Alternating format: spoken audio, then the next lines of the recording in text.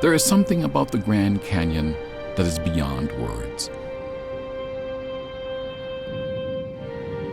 It's transcendental.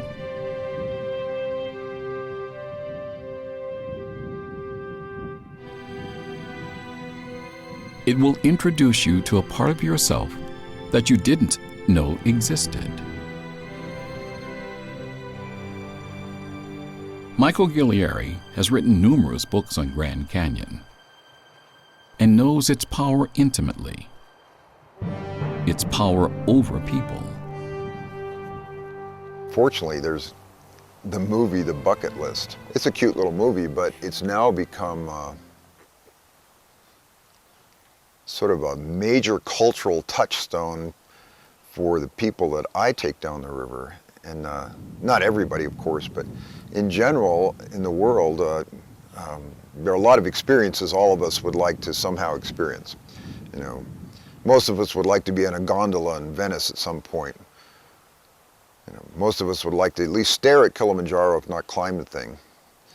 And one of those bucket list items is Grand Canyon, or the Southwest in general, canyon country. And I think now what beckons people that didn't used to is actually, gee, you're missing out if you don't see it. I think prior to, for the last 100 years before that movie, The Bucket List, came out, I think people were entranced because the descriptions of other people, almost word of mouth and an occasional movie or documentary, there must be something pretty amazing out there. We should go check it out. And more of a personal interest, and in seeing America's most beautiful and elaborate scenery. Since then, I think that's still operating, but in addition to it, there's this idea that, well, before you die, you got to check all this stuff off a list, and Grand Canyon's on that list. How did this magical wonder of the world come to be? Well, Grand Canyon is arguably the most famous hole in the ground on the planet, and some people in South Africa like the kimberlite diamond mine better, but in general the world expects everything measured against the Grand Canyon. It's a yardstick. It's 1,000 cubic miles of missing rock, and that's just the hole we can see now. Previously it was probably about 3,000 cubic miles of rock back about 10-15 million years ago.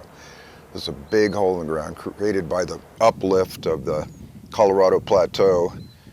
And the river holding, different rivers ran through as far back as 70 million years ago during the last of the dinosaurs. There was a river that flowed from west to east along the same route, more or less, but opposite direction.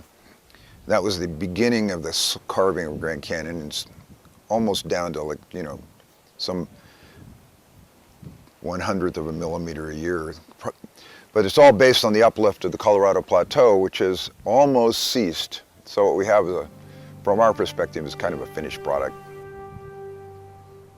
A finished product that is so spectacular because the Colorado uplift here was the most extreme. And the bedrock has forced the river to create a narrow rather than a broad canyon. Michael Guillieri has an analogy that explains this phenomenon. I like to use the example that the Colorado Plateau was the wedding cake. The groom held a knife. The groom got weak. He stuck the knife in the vise, lifted the cape up through the knife. And that's the carving process.